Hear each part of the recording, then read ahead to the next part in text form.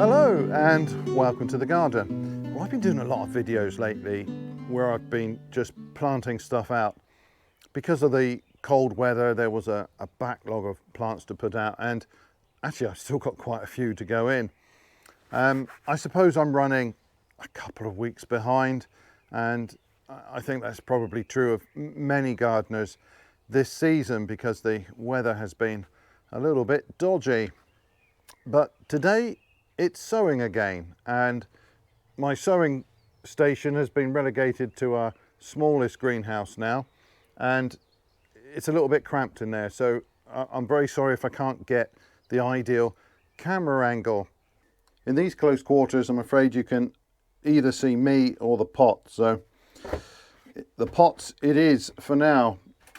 So what I'm going to put in here are some French beans. These are the deep cells that I've been using for beans and sweetcorn, and they are really fantastic. They produce plants with wonderful root systems, and I'm very happy with these trays. I need to get a few more of these actually because I don't have quite enough, but I didn't know whether that was the right size for me or how they would work, so I didn't want to buy too many to start with in case I didn't like them. But they've definitely done very well for me. So I'm just going to fill this up with well, this is a compost mix. It's a mix of a multi-purpose compost and some coir, a little bit of vermiculite.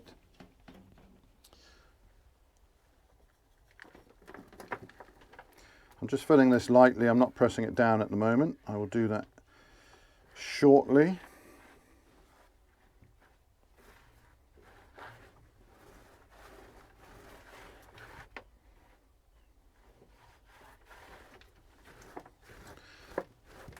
Now, I haven't sieved this compost, and in fact, I know it's very easy if you're using a peat-based compost to sieve it, but these that don't have peat in, or even I suppose a reduced peat formula, has a lot of bits and it has a lot of fibre in it. Now the fibre is actually quite nice in the mixture, but it doesn't sieve very easily. So having just topped that up lightly, I can pick out any large lumps that I don't want. I'm just pressing that down, not too hard, but it's just going to give me the right sort of depth to set the beans. So that tray has 28 cells, and I'm going to set out the climbing beans in there. That's going to give me plenty of plants, and I'm going to sow 3 different varieties. The first is quite possibly my favourite of the climbing beans. This is Meraviglia di Venezia. So that is one of the wax beans. It produces flat yellow pods. They're buttery and delicious. I really rate that bean. The second one is the purple podded bean. Now there are a number of different varieties that have purple pods. This is the old purple podded variety. And then Blue Lake, so that's kind of a standard green bean. I grow Blue Lake quite often. If it's not Blue Lake, then it will be Cherokee Trail of Tears. That's another great bean. The Blue Lake has white seeds. If I remember correctly, the Cherokee bean has black seeds. So I quite like these dried later on, and well, they both make a very good dried bean actually. But you might prefer the black or the white bean depending on what you're using them for. I've got 28 cells here, so I will sow 10 of one sort and 9 of the other 2. As it's my favourite, I will sow 10 of the yellow bean. I'm going to put 3 in each cell, and I will take one of those plants out. I only want to plant these out in pairs ideally, but I want to make sure that I do have at least 2 plants there, so I can nip one of these out if all 3 germinate. Germination is usually pretty good with these, so I expect most cells will have 3. So I'll just space those out slightly. Press them down gently into the top of the compost. Yeah, and I think they're at a sensible sort of depth there. And next, the purple podded bean.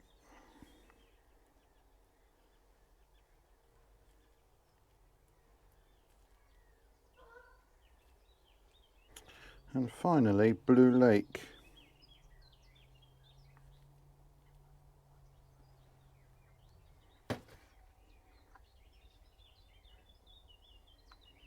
Okay, I'll just move those so that they're not getting in each other's way. Right, now I'll just top that up. Again, breaking up any lumpy bits in the compost.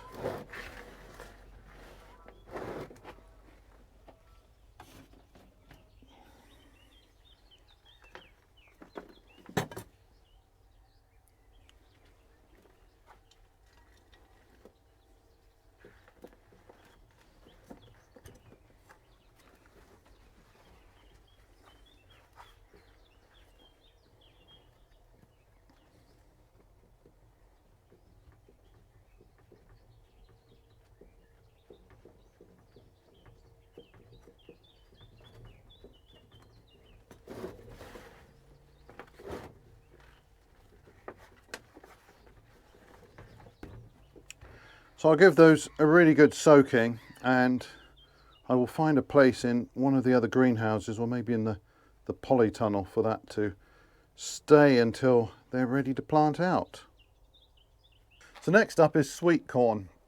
Now I've already got some swift ready to plant out into the polytunnel.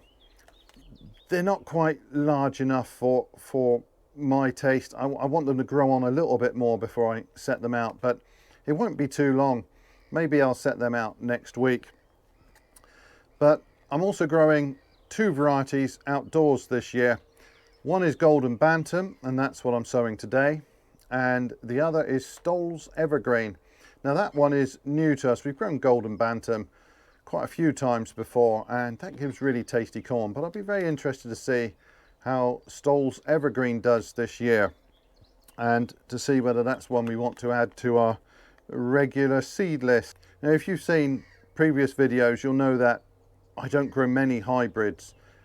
The hybrid corn, though, can have some advantages.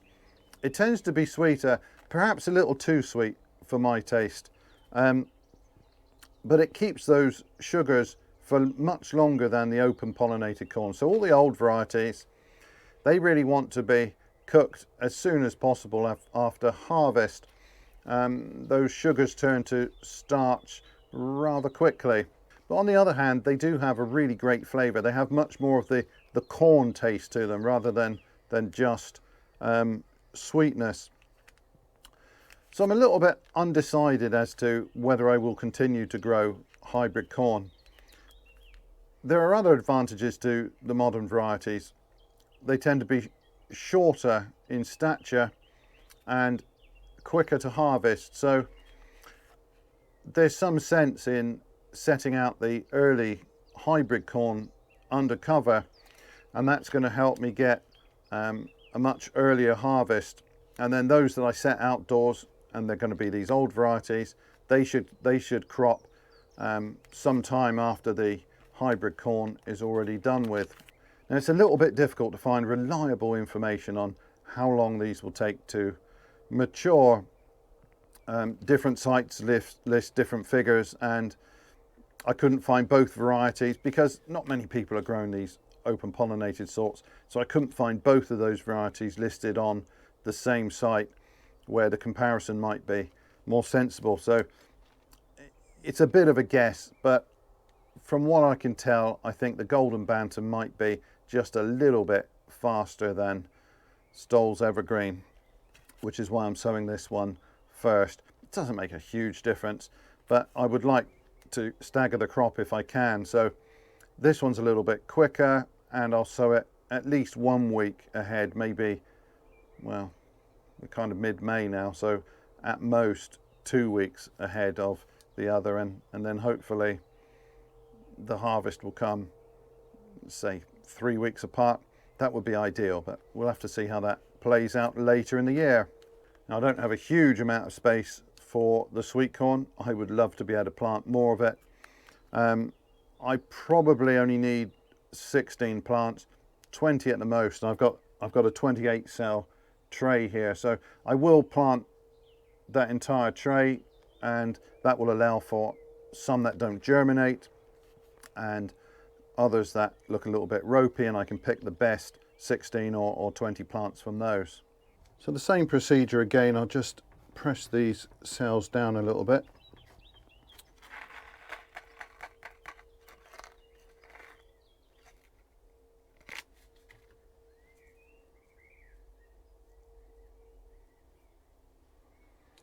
So I'll just set one seed in each cell, and I'll pick out the best looking seeds. Now you can soak these, it's not a bad idea. I've never done that with sweet corn. I do soak some things, but you have to make sure that your compost will hold plenty of moisture and that you give it a really good watering to get these seeds rehydrated properly.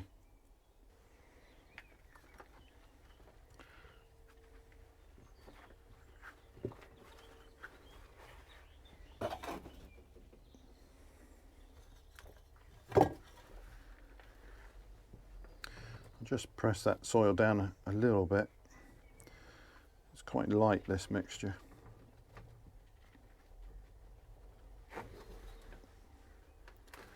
I don't firm it down a little bit, it will slump as soon as I water it.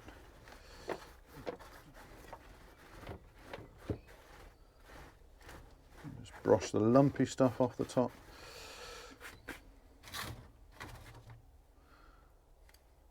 And that will do nicely, so I'll give that a good soak, let those seeds hydrate, and that's good to go. Along with the climbing beans, I'm also going to grow a couple of dwarf beans. Not because I particularly want to grow dwarf beans. I like to set some out under cover for the first crop. That's really quite handy. They will crop quicker than the climbing sort, but outdoors, ideally I'd be growing climbing beans because they're going to crop over a longer period and give me a larger crop in the end. But when I'm looking for particular old varieties, sometimes they're only available as dwarf beans.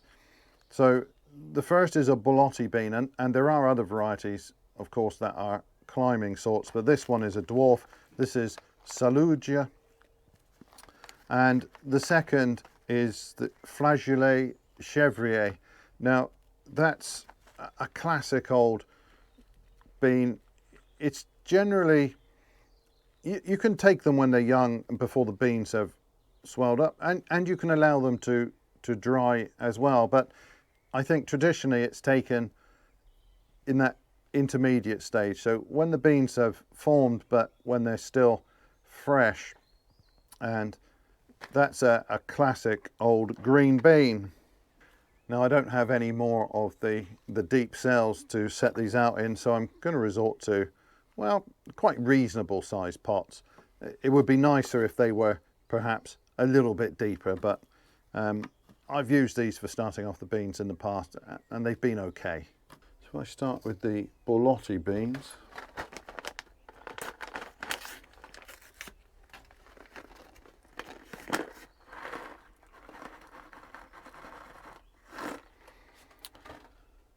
So I'm just going to sow 10 pots.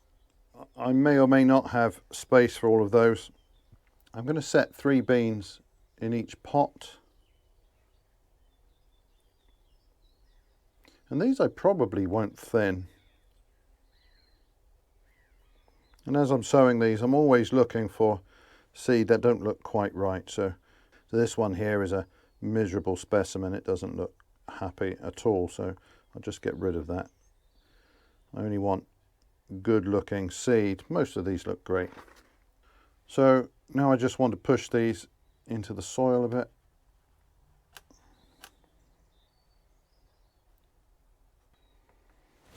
Then I can just top those pots up.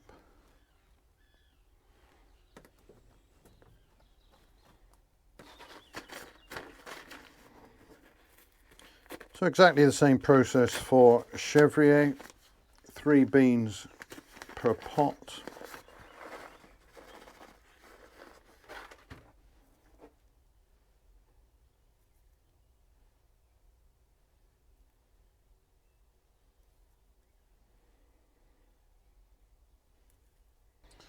And again, I'll just push those a little bit into the compost.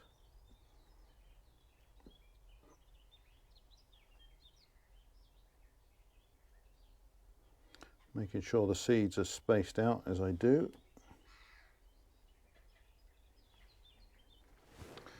And I'll just top them up.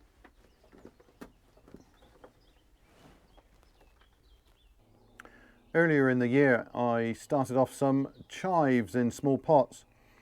Now, that was fresh seed, but absolutely nothing germinated. I don't know what went wrong with that, whether it's a problem with the seed or the conditions. Oh, I suspect the seed, to be honest, because everything else I sowed at the time did pretty well. But anyway, I've got some new seed. I've got 2 different sorts here. One is a medium-leafed chive, so ordinary chives, but not the very fine leaf sort. And that was the type that I set earlier. And then some garlic chives. These both come from different suppliers. I'll give these a go and see if I have any better luck. I'm going to start 8 pots of each of these.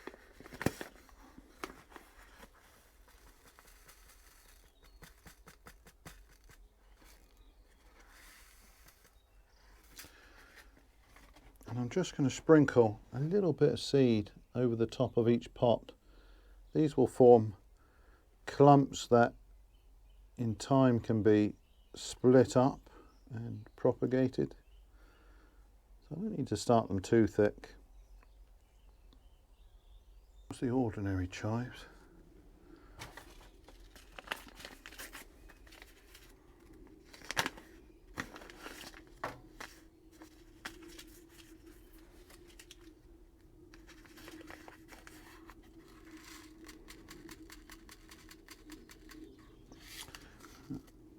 And the same sort of thing for the garlic chives.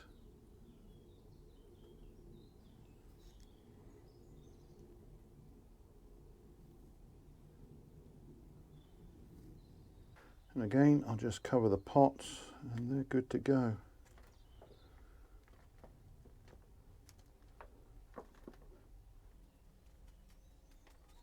Just press that down gently. Make sure there's good contact between the soil and the seed. So the final thing today is some more spring onions, and I'll just show you how the previous crop is doing. Earlier in the spring I planted this cold frame with beetroot and pots of spring onions. Well, the beetroot's looking great here. It's growing away really well now that the warmer weather has arrived, and there will actually be the start of some roots down here, I think. Yeah, you can just make out maybe at the base the start of some small roots developing, so it won't be too long before we're able to take our first pickings of very small but I'm sure sweet and tender roots. But what I'm more interested in looking at today are the spring onions. Now these look really great, very healthy looking, and they're of a size now where I could start using them. I'd probably like them to get just a little bit bigger, but these are not bad at all. These I sowed in small pots, scattered the seed broadly over the surface and then planted the pot out in a clump, and I rather like doing it that way. There are so many ways of sowing spring onions. You can start them off in cells, just a pinch of seed per cell, or you can sow direct in rows, and well, there are many other methods, and spring onions are quite an obliging crop.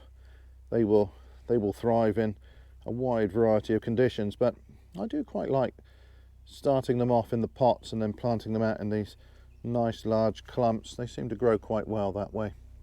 So I'm going to do some more of those today. I know I could be sowing several more successions throughout the year, but this might be my last sowing of spring onions. Later on I'm going to be working my way through the shallots, and I really love shallots. There's always a use for green onion, and that's great, but I've got so many shallots that I really want to get on with those as soon as they're ready. So I'll see what happens. Maybe a little bit later I'll set out a few more, but for now I think 8 little pots is going to be more than enough. So I fill these pots lightly and then just firm down the soil a little bit.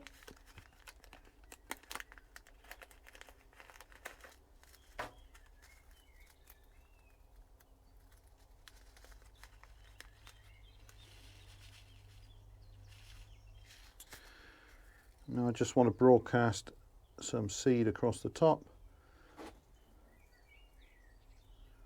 A reasonably dense clump. And I'll just top these pots up.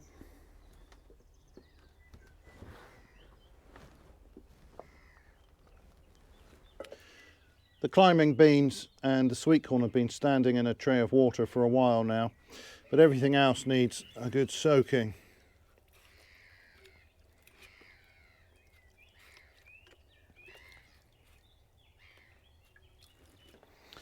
I'll give these a drop of water from the top as well. Well, apologies for the slightly poor camera angle there. That's the best I could manage in the small greenhouse. But I think I'm almost caught up with my sowing now. I've got to do the other sweetcorn variety in a week, maybe pushing towards the latter part of May. I've got direct sowing of main crop carrots still to do. I could do those later this month, or that could even be pushed into early June. And I need to start off a few swede. Then there's always some replacement lettuce to sow. But I think at that point the garden is pretty much full, so my attention will turn in due course to sowing for replacement crops. So when the peas and the broad beans start to come out, and then later on when I start clearing the onions and shallots down. So there'll be a lot more sowing later in the year to fill up that space. But it's going to be a little bit of a breather now. My last big job is planting out all of the winter squash, summer squash, the cucumbers and melons, and hopefully I'll get round to that pretty soon. But anyway, that is all for this video. So thanks ever so much for watching, and bye for now.